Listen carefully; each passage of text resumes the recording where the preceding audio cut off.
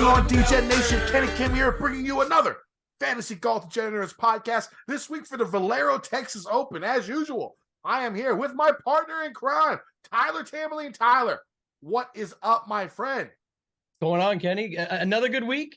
Talk about it. We'll get to it in a second. Before we get into it, I want to remind everyone very quickly, this podcast is brought to you and presented by PrizePicks. Head on over to prizepicks.com. Use promo code MMN. Get yourself a 100% deposit bonus up to your first $100. Lots of stuff going on over there. And last week was fun, but this week, all the plays, picks, everything that you guys want for the Valero Texas Open. We got a fun one coming up, Kenny. We're only a week out from the Masters. We'll talk about that on this show, of course, as well. But just a crazy run out. We'll talk match play, of course, recapping it. And then I want to talk a little bit about what you think it could do to be better. Because here's the thing. Match play was incredible. You and I have said this. I'll get right into it right now. You and I have said this. We love it. Everyone else can just suck it. It's 1 week. Deal with it. It sucks that it's going away. Sounds like already Rory, the captain of the PGA, is already behind this. Like, let's get this thing back. So I think we'll get it back because what Rory says usually is what goes. So we'll see how that shakes out for 2025. Sucks not to have it next year, but just talking about it a lot.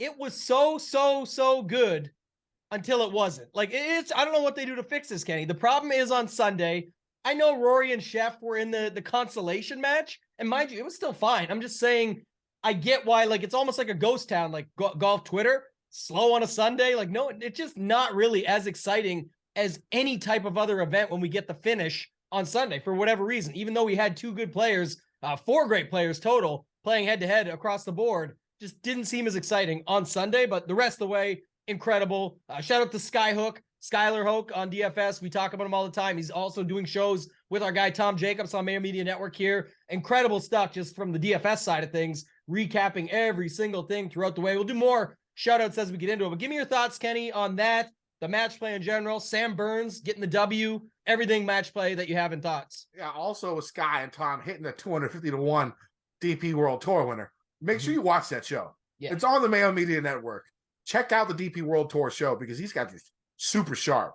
I think it's second. I hit the Batcham one with them. I said to Mayo on the Wednesday show, I said, did you get him? Because everyone was on him. That was definitely, we don't give those picks here, but I said it on the Wednesday show. That was a great pick. That's all they do is pick winners over there. So that was their second triple-digit winner this year. They crushed. Sharp dudes. Make sure you watch that show. Don't miss that one. That's a good one. For me, I mean, like, I thought Sunday morning was amazing. Mm-hmm. Sunday mornings was fine. And I thought the way, I don't know, I mean, it showed about 80% of the shots, which is the most we'll get.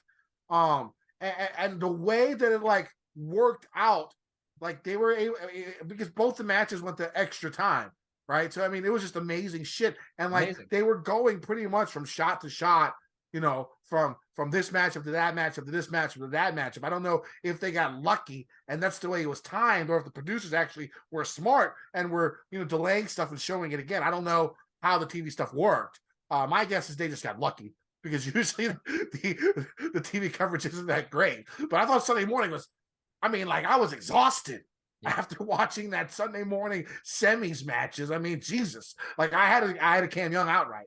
And so, you know, that was huge. And I was, like, rooting for it. And then, you know, the thing is, like, during the week, like, and I think Saturday is great too, because there's just enough amount of matches to be able to go back and forth and not have too much downtime. You know, what it comes down to is Sundays, and we've seen this on a good amount of finals on Sunday where one person's just exhausted and, like, gets crushed. We've seen it happen a few times in the last few years. I'd say in the last 8 years, probably half of them, it's been a blowout in that final match. And I mean, I don't see any way to fix that because these guys are playing their 7th match.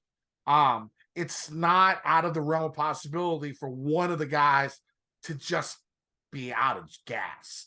You know what I'm saying? I mean, like, that's definitely a possibility. I don't think it was necessarily what happened this time. I just think Sam Burns had 8 birdies in 10 holes and went fucking ham. You know what I'm saying? I mean, a guy gets 8 birdies in 10 holes. I mean, it's just insane. You know, on that course, it's not crazy insane because Austin Country Club is there's a lot of birdie opportunities there. It's a lot of risk reward. You know, like 13 driving that green, that fake ass Bay Hill.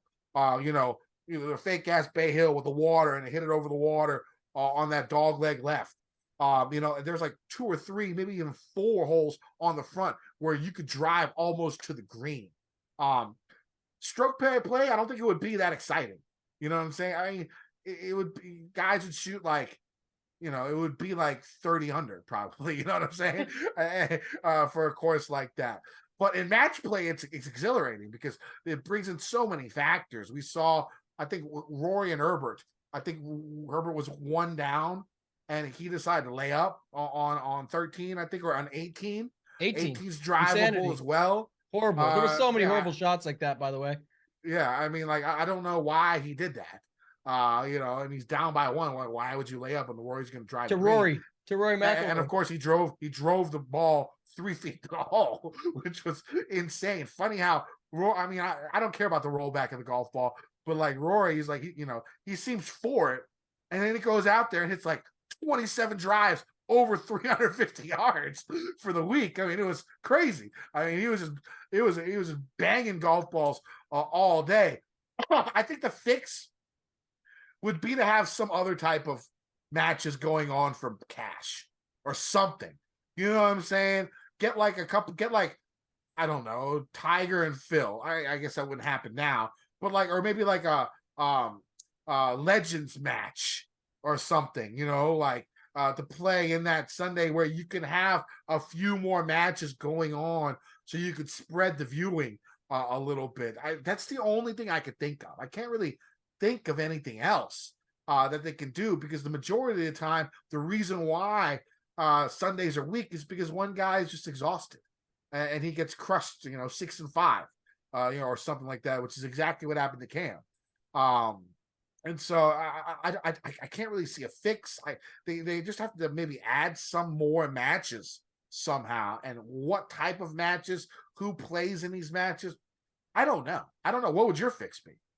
Yeah, real quick, just to note, the Herbert thing, by the way, was the day after the McCarthy situation where he put it to 3 feet. So that's what made the Herbert thing even worse. You're going up against the guy that can put it to 3 feet here, and you're just grabbing the old iron, play it safe on 18. So just a note to back it up. It was literally one of the worst decisions I think we saw the entire event. There was a lot, though, mind you. But yeah, a couple things you said there. One, it reminds me almost of in NFL, and a lot of people can relate to NFL, like the weekend before the conference championships. Those are always my favorite games because that's like everything's on the line to get there. Of course, Super Bowl is incredible. That's like Saturday. If Super Bowl sucks, Saturday, even the morning of when all those matches are going on to find out how it's going to shake out at the end of the day, that's exciting, but it's the last match. If the Super Bowl goes bad, though, you already had a party planned, you're at one, you've got friends, you've got drinks, you got lots of great food and chicken wings and all that. So who cares if it goes bad? On Sunday, it's just like the worst, kind of ruins it. And I think that is the only fix. The key to me has always been the same reason I got ridiculed, because people know I hate the match, #the match. Couldn't stand them since day one. I don't like them. It's just not for me. But I love this match play format. I wanted to just see it through. So I think it's the key what you said. The less matches there is to watch at one time, the worse it is. Because even if the coverage is great, there's so much lull time and back and forth. If somehow we could have more matches, maybe you get amateurs or Corn Ferry Tour or something on the go, like mix something with it that's still kind of cool, that there can be a huge benefit or upside on the line. Like a Corn Ferry, like a Corn Ferry Tour, like winner gets into something. It's an exemption. They can do whatever they I don't know what they exactly can do by the rules of the law. And we always talk about this, the back and forth with guys like the cooties and those, like, why aren't they getting more things? And all, I get it. They all have to earn their own way. But I'm saying you could still have a fun little event that has a lot on the line, or a big prize, or just something to have more matches on the go that don't have anything to do with that. This is the champions matchup, and then so on and so forth. But that's it. I mean, other than that, to me, it's always the more matches at the same time, the better. The reason Sunday morning, Saturday especially, but Sunday morning is so exciting because it's all the drama to find the way to who actually gets there. And then it's when we get there is always a little bit of the disappointment. Go ahead. I got it. So what the Corn Ferry Tour needs to do before the match play, maybe like a month or 2 months before, is have their own match play going, and then have the Final Four Sunday of the PGA match play event. And the winner of that Corn Ferry Tour Final Four, gets exemption to the PGA Tour. Man, the one thing you said that makes me think that, though? Yeah, it gets exemption to the PGA Tour. Like, how big would that be? And for us golf nerds, that would be amazing to watch. Yeah. Maybe not so for the casuals, but for our diehard fans, that would be incredible to watch two guys battle it out in the Korn Ferry Tour,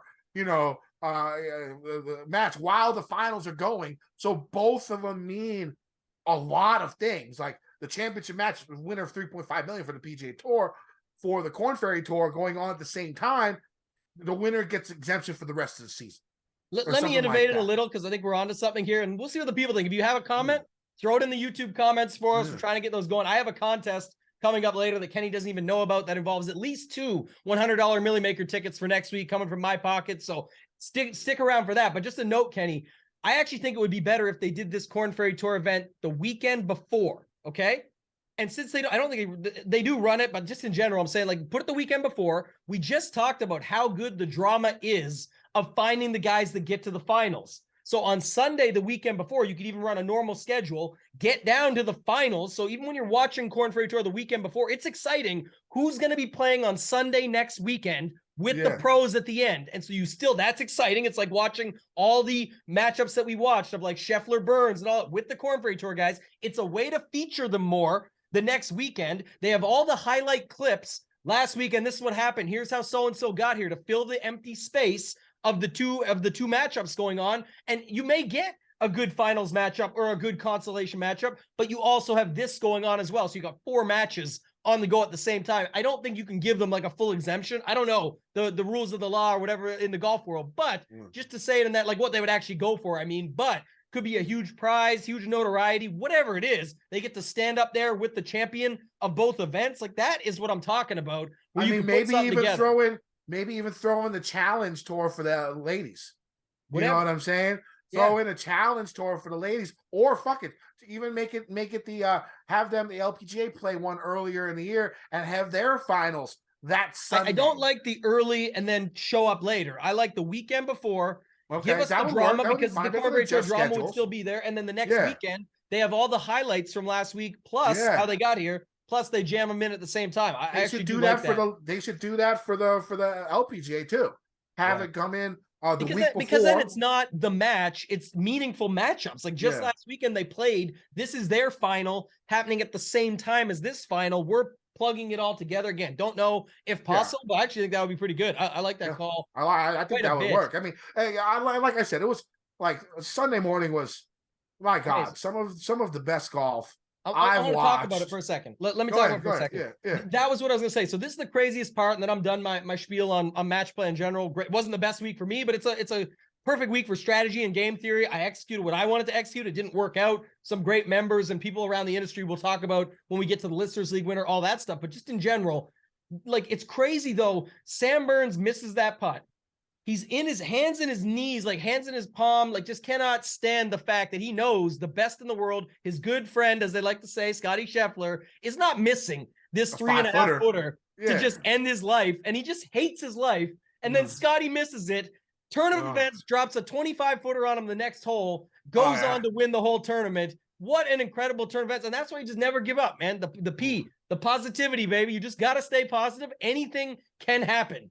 Possibilities. Potential, positivity. You got to have all the P's, man. That's what it came down to for Sam Burns. Also got to have a little luck. Got to have the number 1 player in the world miss that short putt. I don't know what's going on, man, but that was crazy. Scotty did miss some short ones down the stretch as well. I know, again, Scotty had like his C+ game for the week. And still made the finals. And still made the Final Four. He had a C+ game. His game was not very good. And he was still winning.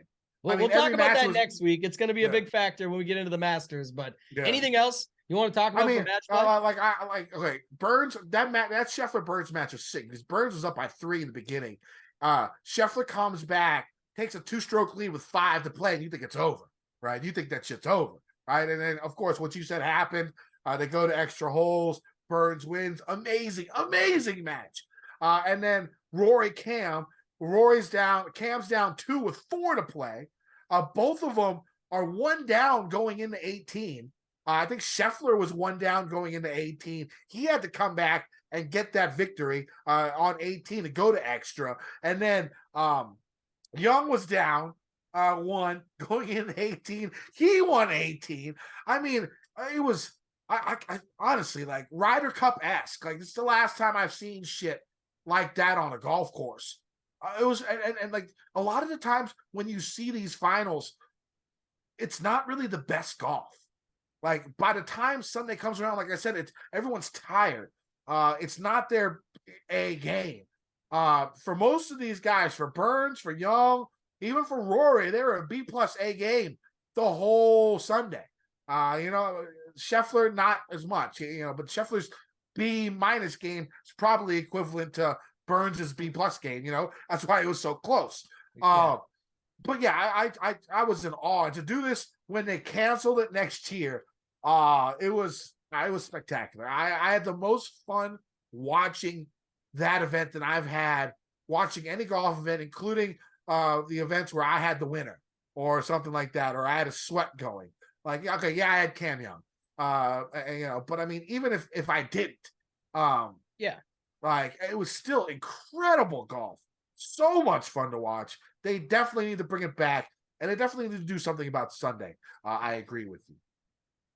All right, so let's move on to the Listener League winner for this past week. It's going to be Run the Bases MLB. It looks like some type of baseball player sliding in the home plate. That is his avatar. He had Jason Day, who just keeps plugging along, never really in contention, but just top 10 after top 10 after top 10 after top 10. Before we go on, do we think Jason Day is going to win the Masters? I don't, man, I got worried over the weekend. I know he said it wasn't vertigo, it was allergies, but we've been waiting for this Jason Day train to fall off. It wasn't the worst. He ran into, I believe, wasn't it Scotty that he ran into? So I think one of them, yeah. Either way, the point he was played well. He played well. As soon as I saw that thing pop up, though, I was like, "Oh, here we go." I forgot that this can happen any given moment with Jason Day. But yeah, I don't know. I guess everyone got their bets in this weekend for Cam Young with Paul Tesori on the bag and how close he got. They got all their Masters bets in. I was with our guy Feinberg on Twitter. Just I like when he was talking about the PGA Championship, even the U.S. Open. Like I like those better than the Masters. Augusta National Golf Club, it's not that he can't get around there and do it. The conversation around Scotty with Ted Scott now converts to Cameron Young with Paul Tesori, but I just still think it takes a little bit, maybe a couple more goes around the track. Who knows? Either way, Cam Young is incredible. I mean, he's won me a lot of money. I love this guy. There's a couple of reasons I put it down when I saw 45-1 on Saturday for Cam Young for the Masters. The first is he hits that draw, and that's the type of shot shape you really want at Augusta. Like the majority of dog legs are right to left. If you think of like 10, 10 is the one that sticks out of my head. Where you hit that 3-wood downhill, that nice draw, get it down there. I mean, he has that shot, and also the dude gained like 10 strokes as his approaches for like the first 4 days. And his iron game is probably the weakest part of his game, maybe other than that and putting.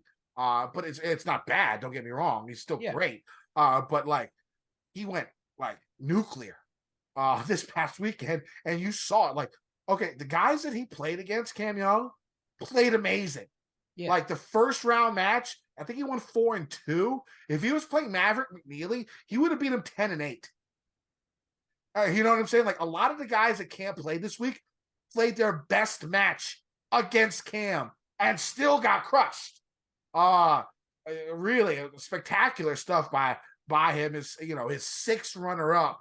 I went ahead and put that down because if his iron game could be like that, with the way he drives the golf ball and the way he shapes the golf ball, I mean, shit, I think he can do it. I think he can win it. 45. I think he can win it any time. I definitely agreed that I like those other majors better than that, but I get why you're talking like the form leading in and what we're doing now. It's that close. The guy's just an incredible golfer, incredible talent in general. Like I say, he's won me a lot of money, so I appreciate him, but they don't call him Ham Young for no reason. Guy was going ham. That one set there where he went, what was it, like 29 or 30 under? So like he put up a 30 or a 29 on the front. I forget what it was, but either way, went extremely low. Not 30 under, of course. He was the best golfer. Posted. He was the best golfer for 6 rounds. Yeah. Even on like you said, maybe it was fatigue. Maybe it was like the frustration. Like Burns was literally draining. Or Burns just making he ran into Sam Burns possible. Yeah. He went in the water, and then like the next shot, threw it to 5 feet. Like it phased him, but it didn't. And it's just like, man, I don't know. The guy just has some incredible stuff. But great I can lineup. talk about that match play all day. It was so fucking good. Oh my God. All right. Anyways, bases, run the bases MLB. Jason Day finished in 5th, of course, made it to the quarterfinals. 18% owned. Cam Young makes it to the finals. 20% owned. Solid work there, Degeneration. Sammy Burns, he had the winner. 7% owned. Matthew Fitzpatrick, I think he lost, didn't make it out. He was 5% owned. Kitayama made it to the Elite 8, I think. Finished in 7th. And then Mac Hughes also made it to the Elite 8, one of my favorites last week. 6.5% owned. He made it to the Elite 8. What you think of the lineup? Right, solid lineup, extremely unique. The variance in this event is just so high in general because it's like you're compounding everything. And not only do you got to have the right guys, the right setup, the chance to get there. Interestingly enough, I think it was at least one of the first times that we've seen this from the DFS perspective where I can't remember, it might have happened before, but where the final, you couldn't have the Final Four because the Final Four was left you like 5,500 per golfer. Like, so there was no real way to have the actual all 4 guys in the finals because of all the top seeds making it all the way through like that. So either way, shout out to Run the Bases MLB. I will make an interesting note. I'm not sure if it's the same guy, but if you go to the top of the Mayo one and done right now, the race for the Mayo Cup, the first place winner leading by almost 1.5 million up to almost 15 million in earnings on the one and done is a player named at Run the Bases. So it would be interesting if it's you and you're watching this or hearing this, you know, shout me out on Twitter. Let me know. That's kind of crazy. Ship this listener league, which is extremely challenging. We still had 1,000 in there last week, by the way. We toned it down a little. We're back to 1,250 this week. If we top it out this week quickly, we'll get to 1,500 for the Masters with the similar balance structure. This week's a little off balance, but it is still 1,000 from first, 100 to 10th. Double your money for last week. Around 15% gets paid with the reduced rake. But shout out to Run the Bases. Shout out Rick Rungood, sitting there in 7th place in that Mayo race for the Mayo Cup right now as well. I don't know many of the other names up there, but for now, it's a good start for them. And then shout out to Run the Bases. We will see him in the 3-man this week. He's in the Tournament of Champions League. I saw him join today. And then last shout outs, we've seen Dane Train, Dusty Bottoms, the regulars, and then special shout out to our guy OG member of Gup's Corner, but LV Big Blue, OG John, the man. He came 3rd. He's been so close to winning this thing like 10 times now. It's incredible how often he's up there. So shout out to him in 3rd place with 811.2. So good job to Run the Bases, though. If that is you at the top of the one and done, pretty impressive stuff. Yeah, I'm in like 1100th place. So. Yeah. So you can give away all your picks. So stay tuned later. Kenny will give you his picks. I'll give it to him. Yeah. All right. So let's get to this week. Golfers on the PGA Tour. They moved to Texas. They played the Valero Texas Open from TPC San Antonio. The Texas Open, one of the oldest tournaments on tour. It's been played at TPC San Antonio since 2010. TPC San Antonio consistently ranks as one of the 10 to 15 hardest courses on tour, but can play a bit easier in pristine weather conditions. The course was designed by Greg Norman, which is ironic, in 2009. Also, Sergio Garcia was somebody who helped design it as well. Ironic once again. Supposedly Norman was going through a divorce. I think it might have been with Chris Everett at this point in time. And so while he was building this course, so that might be why the course plays a little bit difficult. The par fives, especially, some of the longest, most difficult par fives on tour. The scoring average for the par fives here since 2010 is 4.9 strokes. Which is the highest of any course on tour. Barely under par. The par fives scoring here. The weather usually plays a factor. High winds are the norm. Scoring is varied from -12 to -20. So, of course, that's definitely weather related. Looking at it this week, you can look for wave advantages. The biggest wave advantage probably in the history of DFS occurred at this event. I think either 2015 or 2016. I think one wave was 4 strokes better than the other one. 4 or 5 strokes better. So this has definitely happened before on this course. Just looking at the weather right now, it looks like it could be gusty on Thursday and Friday, and then pretty calm on the weekend. So there could be merit to looking at wave sacks. It's Monday afternoon. We don't really know exactly what the weather's going to be. So just make sure you double check on that. One little tidbit, in interviews, many Australians say they like playing this course and have played this course well. Sort of makes sense. It says it reminds them of courses back in their home country. This makes sense. Greg Norman, Aussie, designed the course, and windy conditions are usually the norm down under too. So just something to think about, Cam Davis. Just something to think about when you're, going through your lineups and trying to pick your players this week. TPC San Antonio, 77,435 yard par 72, 4 par 3s, 4 par 5s. Only 1 par 5 is reachable by all. There are 58 bunkers on the course and water hazards on 3 holes. Off the tee, golfers see tree-lined fairways that get more narrow the farther from the tee box the drive goes, with large bunkers in play. Now, looking at the past winners, it doesn't necessarily seem to favor bombers, even with the course length. Now, part of this is due to the fact that the longer holes are usually played with the prevailing wind at the golfer's back, and the shorter holes normally have the prevailing winds in the golfer's face. It's a normal wind that they would see on a regular basis. Of course, that could change. Also, when you think about it, more recently, we have seen longer hitters do a little bit better here in the last, 2-3 years. I think a lot of that has to be with the change in mentality of a lot of golfers when it comes to what they expect to be done by them off the tee.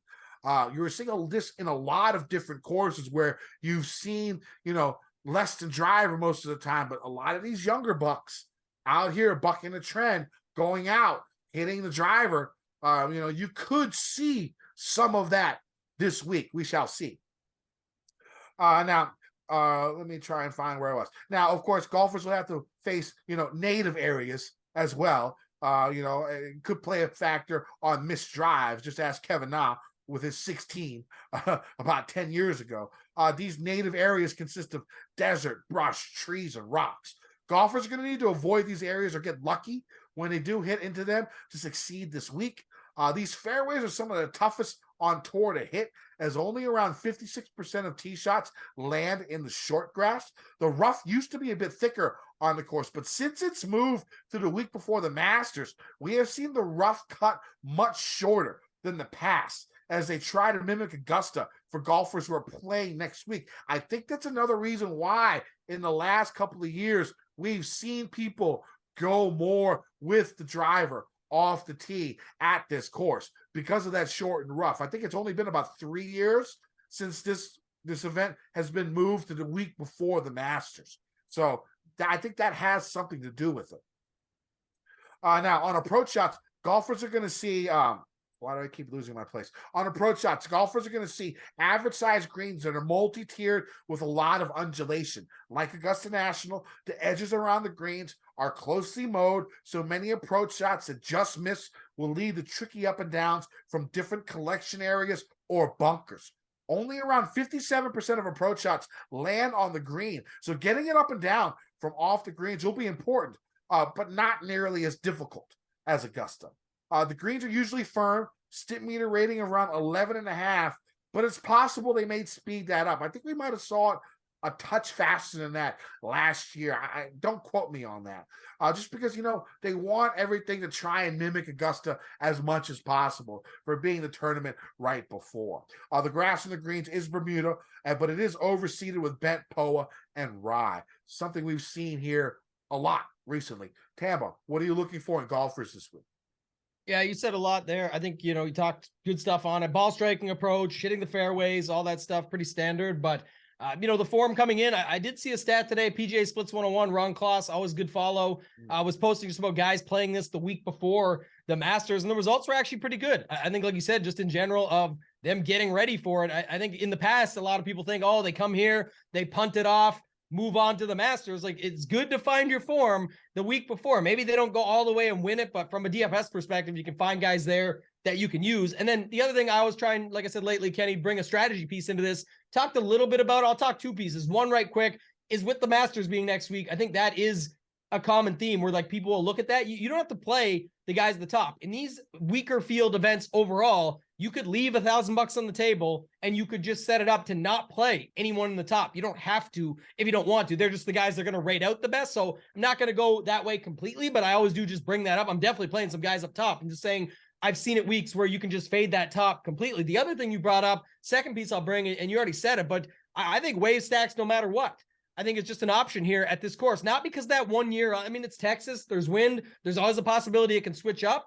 Sometimes we see it, though. That's where you just naturally end up avoiding some chalk, and you can end up on something that makes a lot of sense. So this is definitely one tournament of the year where I think that is a great strategy where you could just try it out, especially if it winds out and you see your lineup. If you got, 5 guys from one side, either, leave it because it's only one guy from the other side, so who cares? Or switch it up. You don't have to force it if you don't want to. I'm just saying that's something I look at if you have a lot of lineups. So I think that was another good piece that you brought up. Before we get into it, Kenny, I want to remind everyone, because I shouldn't say remind them. I want to tell everyone about a contest that I'm putting on, because we're going to build this thing out. It's going to be a big year ahead. So it's a ballot contest, but a couple $100. It's $200. 2 $100 tickets for a shot to play in the Millie Maker for next week with a chance to win $1 million in like a 30,000 person field. So I think it's worth it. Here's how it's going to work. 5 ballots you can get. So we'll set it up. If we hit the number I'm trying to hit, we're trying to get to 10,000 followers on Twitter at FG Degenerates. So we're at like 91 or 9,200. It's a lot to ask, but if we did, I would give away a 3rd ticket. So here's how it works. Comment your fade of the week over 9,000 in the comments here. That'll help move this show up to get it rolling for next week. Go ahead. YouTube or podcast? YouTube. Comment in the YouTube on this show who your fade above 9K is for this week. 1 ballot. 2nd ballot you can get. Follow Kenny and myself at KendoVT, at Toe Tag and Tambo. 3rd, subscribe to the Mayo Media Network right here. It's a click of a button. If you're watching this live, you just subscribe. You'll get updates on all the free shows, including the ones we talked about earlier with our guys Sky and Tom, where you can get those triple-digit winners and triple-figure guys that you can bet on over on the Euro Tour, on the DP World Tour. So do that. And the last one is you get 2 ballots for this. Follow at FG Degenerates on Twitter. It's there where we're trying to pick up the follows, and then retweet the main show tweet when it comes out tomorrow. So the retweets will all count into it. We'll do the draw. It'll be random. 2 winners of a $100 Millie Maker ticket for next week. We do got to get those reviews going, Kenny. So how many ballots if they do a review on this show as well? What, for the podcast? For the iTunes, for the podcast Spotify? reviews. Maybe give 3 ballots for that, because that's always the biggest one anyway. Yeah, sure. Yeah. I mean, I didn't know anything about this. So free you money. Free money, baby. Bro. Yeah, we'll get your insight on it. Three more ballots. So up to 8 ballots total that you can get if you do a review on this podcast. I'll recap it at the end of the show, but let's hop into these tiers, Kenny. We talked enough about it. Let's dive in. All right, let's start on the top with this tiers in the 10K range. We got Corey Connors all the way to Hatton. Lots of, intrigue when it comes to this 10K range with Hatton with a hand injury. Decky with the WD, not sure how bad the neck really is, or if he just knew that he wasn't going to make it and he took the week off. I don't know. What are you doing up here with those 2 guys? And then are you playing Ricky? Are you playing Corey? Well, this is what I was going to say. I really do like Connors. I know you do too. I think everybody else will. Obviously, the history here, winning here off the Monday Q back in the day, what he's been doing lately. Hatton, I'm going to wait and see. Lately we've been getting a little bit more updates and stuff, but I'll probably play. As long as he's playing, I'll likely play him. I don't care so much about this injury stuff. If that makes him lower owned, even better. If he had a hand injury, to me, the way I see it anyway, Kenny, is like, why even bother when you're just getting ready for next week? Who cares? So exactly. I like him. I like Connors. I do worry about Ricky. I will say this. I'm not sure if he'll be popular just because everyone knows the narrative and it's Ricky and he's looked good lately and he beat Rahm and all those factors. But I don't know. Again, comes from the quote unquote watching the games crew. Man, if you were watching him on that last matchup he played, he could not get the driver right. It was left, even the iron left on 17 and put it out. And then over adjusts to go right, far right on 18. Like, again, he can adjust. He can fix it. Look what Rory's done. Other than that, he was playing well. Yeah, sure. The first couple of rounds. But I'm saying if he gets to 20% plus here, I just have no problem just moving off because it's not like I need him and I could poke holes in anything that you say is good about him too. So that's how I feel about that. But Hatton and Connors be the favorite 2 for me up top. If Ricky's the highest owned in this group, I'm not playing. Fair. If he's not the highest owned in this group, or maybe the second highest, maybe Corey might be the highest. If he's the second highest, I might not even play. I do like him though. If he's like 15% or under, I think I am going to play him because you've seen him play well. The narrative is there. He tried his damnedest this past week. He just couldn't get through. I think he was in a playoff, right? No, Billy Horschel. I think Billy Horschel won the group. I don't remember. I can't remember. It was going down to the wire. I forget exactly what it was. I could pull it. But he did beat Rahm. He's been playing well. I mean, I got no problem using Ricky.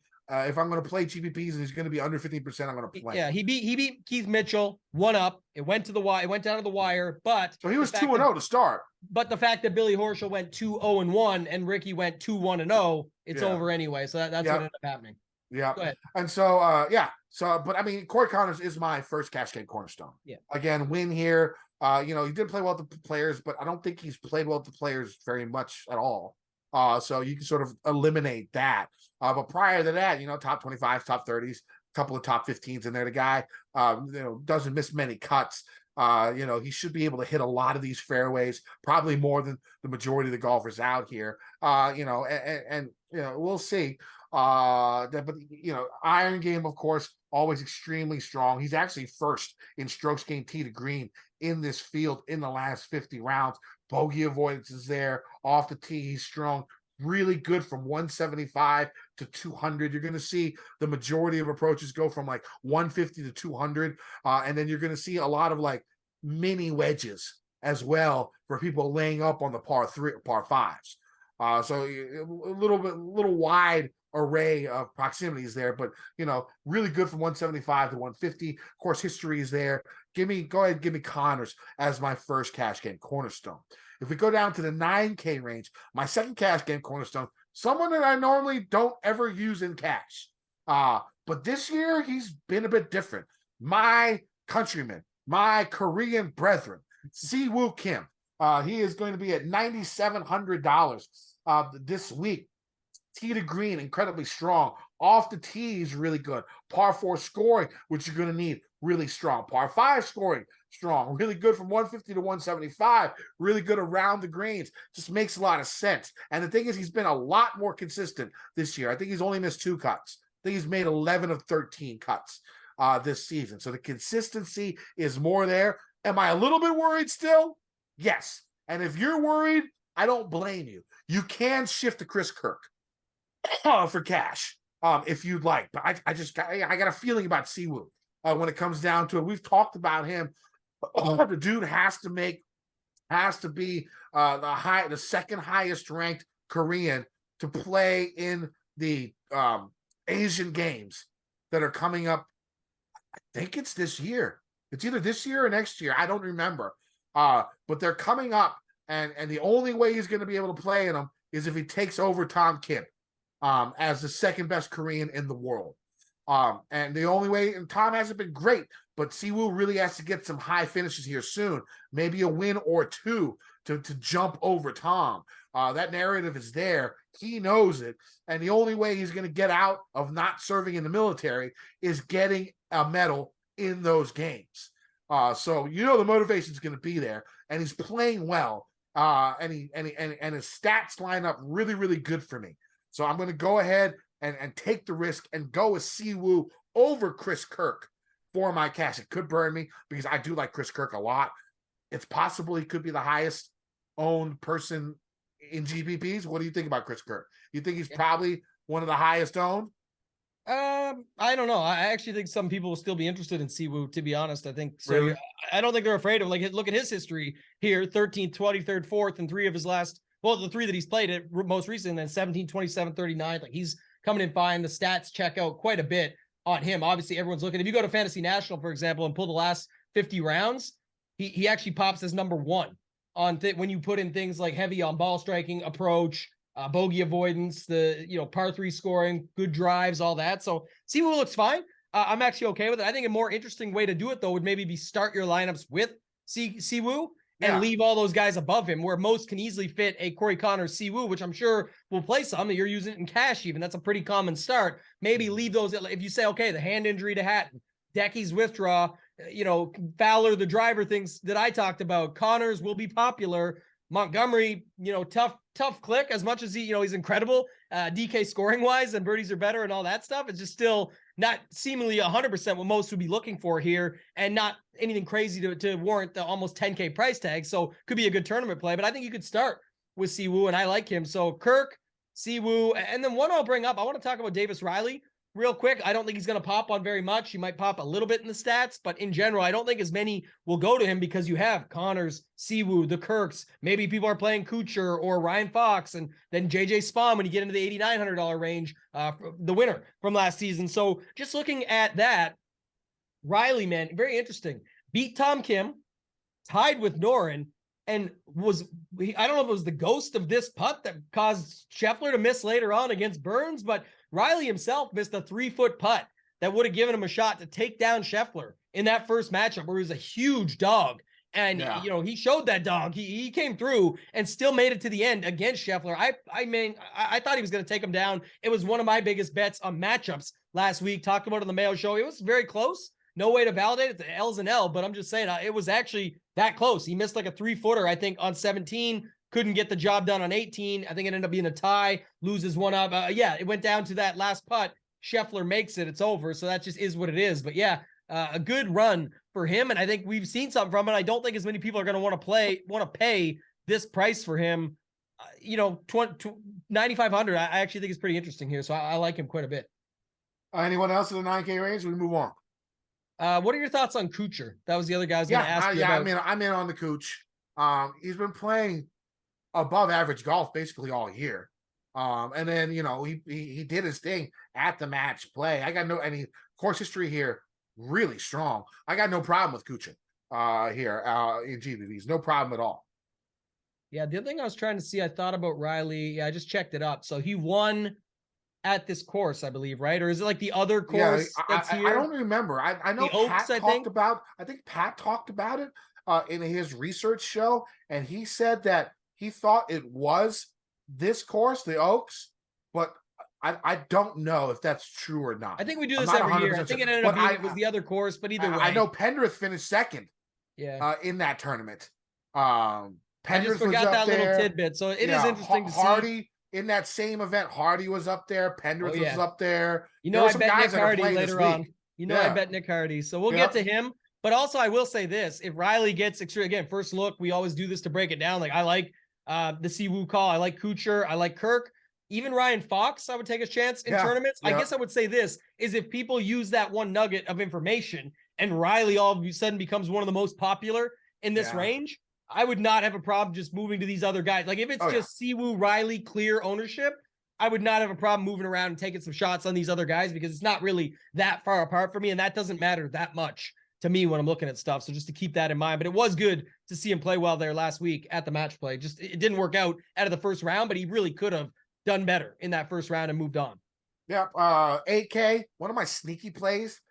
I think he's going to garner very little ownership because of how poorly he played last week, but the guy sucks at match play. I think overall Christian Bezuidenhout is like 9-1 or some shit. Like at match play. He just sucks at match play. But I think you can make a sneaky play here. Everything I'm looking at for Bez is above average on the field. 4-4. I mean, and he's a hell of a putter, avoids bogeys, really good on par fours. Well above average from 150 to 200, top 25 in strokes gained around the green here. I like Bez as like a sneaky, hopefully single digit ownership type of play for GPPs in this 8K range. Now, my third cash game cornerstone is going to be right around him, and that's going to be Thomas Dietrich at $8,400, coming off an 8th place finish last week at Punta Cana. And then he also, the guy just makes a shit ton of cuts. He's had a fair amount of top 25s. Talent-wise, I think he should be priced higher than where he is. I think you're getting good value for Dietrich down here at 8,200 or something like that, whatever he's at. So I really like Dietrich for my third cash game cornerstone. I think I can, and I the Aussie factor, Cam Davis, it seems like he's healthy now. We finally found out for the first 2 months of the year, the guy was sick. I don't know what the hell kind of sickness you have for 2 fucking months, but that's what he said. and now he says he's, better, healthier, and you've sort of seen it in his play in the last couple of weeks. And at this price tag, Cam Davis last year in an event like this would be a 10K golf. So give me Cam Davis here, because the guy has loads of talent. He should have won a couple of times probably already on tour, just missed out. I do like him a lot. And then, maybe I go back to Spawn. He showed a lot last week, at the match play. If his ownership goes high, then maybe not. But as of now, I mean, defending champion, I hit him last year at this event. I think that was my first triple digit winner ever. So, it could be biased that I got to play him again. Who do you like in the 8K range? Yeah, the Cam Davis call. Someone said it I'll bring it up quick, but maybe he's sick of the missed cuts was what he was sick of. Someone said that about Willie Z with the old WD after they say, sick of missing 3-foot putts. That's why he withdrew to illness. But I don't know. I'm with you on the Cam Davis factor. I think it's fine. Again, if he picks up steam, there's plenty of other guys here like Shank just came second at the Valspar game. Hogarth finished like second at Punta Cana. Almost He's won. Talented as shit. Had a chance, had the putt to tie and go against Matt Wallace, who we'll bring up later again, but I don't think many people go to him at 8,000. He looks good to me from a tournament perspective. Your Dietrich call's obvious and a good one. He looks good here. Matt Wallace is the guy I was going to bring up for another GPP guy. I like him more than your Bez call, but coming off a win, it's always tough to say how that goes, but still good getting the W there last week. And then what's going to happen with Ben Griffin here? Because it almost feels like everyone loves Ben Griffin, but now we're pushing almost 9K. You've got Spawn, you got Noren, you got Wallace, you got Dietrich, you got Davis, you got all the fan favorites in here. Is he going to come in a little bit lower owned than normal and maybe go? I think he's probably going to come with. He hasn't been playing. His iron game's been really bad recently. It's probably the last 12 rounds.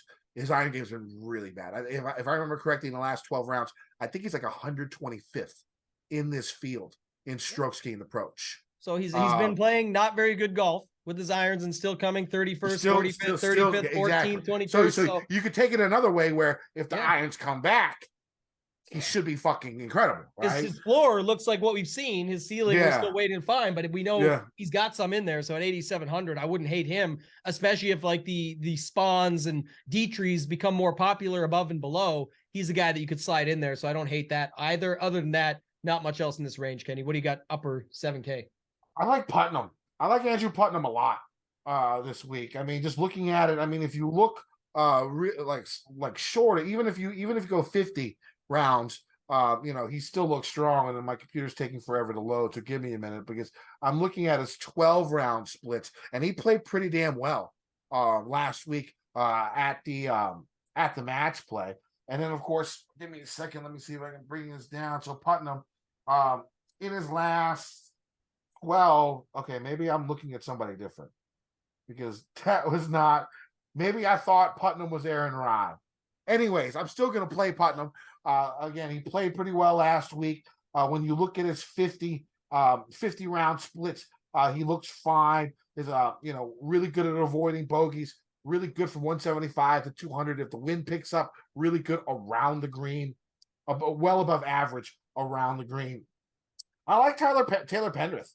I mean, this price seems cheap. I know he hasn't really played exceptionally well here recently, but like I said, I think it was the Canyons course where he finished second, so maybe not the biggest correlation, but the guy's talent is there. Tee to green, he's top 5 in this field. Not often you see a guy top 5 in the field in the last 50 rounds. Big 7,700 when it comes to tee to green. It seems like it's value. He could pick up steam. Really good off the tee with his length. Really good from 175 to 200. Well above average with his short game. I like Taylor Pendrith a lot. I put the bet on him 60-1, 5 places each way. I'm a fan of him. I like Brandon Wu at 7,500. I mean, 3 weeks ago, we were paying $9,800 for him.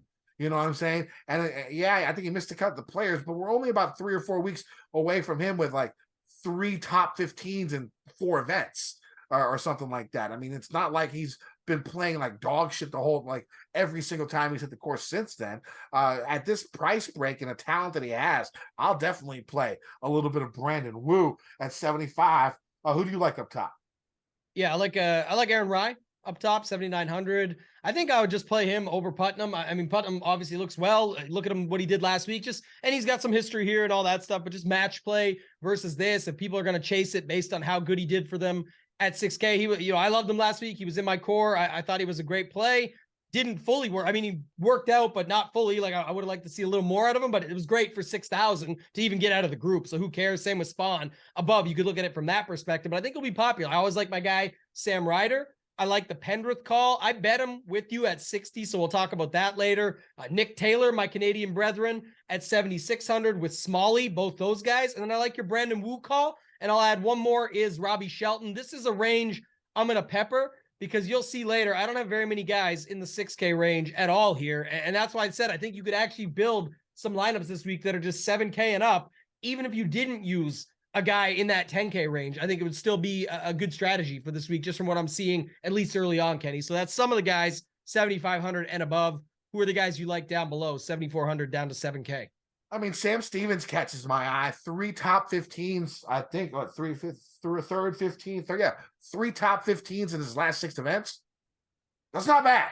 And like, it's not like they're all crap events. Yeah, he got 3rd at Corrales. Yeah, he got 15th at Puerto Rico, but he was 13th at the Farmers. Long, lengthy course. Difficult with a lot better field. So I mean, that's someone that I don't think will garner too much ownership. That could be a sneaky play. Sam Stevens. Other guys that I like down here, Higo. He's been playing, ball striking has been really good. His putting's just been god awful. But the ball striking has been coming along here in the last month or two. At this price, I don't mind taking a little bit of a risk for Higo. Really good from 150 to 175, one of the best in the field. Trey Mullinax almost won this event about 3 or 4 years ago. I think he sculled a sand shot on 18 and like flew the green. And that's how he lost. But Mullinax has had some top finishes here recently. Top 10, I think, at the Honda or one of those Florida courses that were tough. I can get behind a low-owned Mullinax. I know everyone really likes EVR. I know Bamford bet him. I know Coley bet him at 125 to 1. When I read those articles, I went straight online and he went down to 70 to 1. So know those two guys move the needle a lot there, Steve and Ben, deservedly so. But like my favorite play, probably Will Gordon.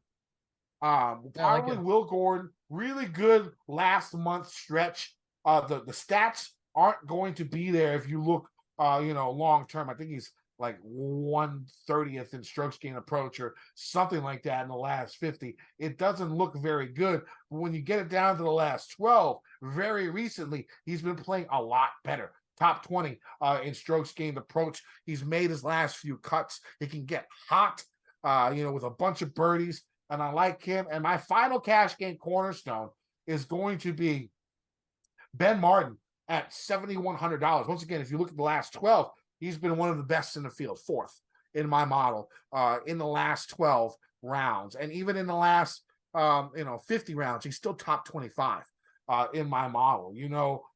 His iron game, it's been a little iffy, but it hasn't been horrible. But recently, it's actually moved up a lot better. Tee to green, he's been exceptionally strong. I mean, just the way his form is, and he's played this course before and has made a bunch of cuts. Go ahead and give me Ben Martin as my final cash game cornerstone. So cash game cornerstones for this week are going to be Corey Connors at $10,100, Siwoo Kim at $9,700, Thomas Dietrich at $8,400, and Ben Martin at $71. This leaves you, I think, like 14,700 to fill out the rest of your lineup. Who do you like in this bottom range, Tamlin? Yeah, so just look at, there's over 40 guys in the 7K range. I get, looked at 6 or 7 up above. Down here is though where I'm going to pepper it heavy, Kenny. So I'll give you them, and then I'll just sort of give some favorites. Like, for example, at 7,400, I like Sam Stevens, but I like Nick Hardy better. So that's one that's going to stand out. You can go to the same thing at 7,300. I like Grillo. I'm going to play him when he's that cheap and take a shot in GPPs, but I like Patrick Rogers. I like Mullinax. Those two guys stand out a little bit more. Moving down, I like your Will Gordon call. I like Luke List. I like Will Gordon better with you though, but my favorite is Tyler Duncan early. Like I've been playing Tyler Duncan. Like probably should have won last week. Yeah, I really like his game. So I just think at 7,200, you could bet him as well if you wanted. I don't think I'll get to it because I have too many other guys out there, but I just think he's an interesting play at 7,200. I love your Ben Martin call. And then I'll say one piece in a second. I always play Joey B. Bramlett. He's my guy. And then Akshay at 7,000. Definitely interested in him in tournaments as well. So I really like those plays throughout. And there's probably some others. Ben Martin, who you mentioned, or I might have said, but I wanted to talk about the EVR thing just for 2 seconds. Then we'll do the 6K range because it'll be pretty quick. I think EVR is a much better bet than he is a play. And especially if the ownership translates. But I guess what I'm trying to bring up and what's in Coley's article and Bamford and some of these guys had talked about, our friend of the pod, Ryan Baroff. He's got me on some guys we'll talk about here in a minute, but just bringing it up. The point is it was his odds like last week or the week before last versus his odds this week don't line up for field strength. So very good bet in the sense that you're like, well, if he was just this in that field, 33-1 or whatever it was against these guys, how does he go all the way back to 150 for people here? And some got him 125, etc. So that's why it's a good bet.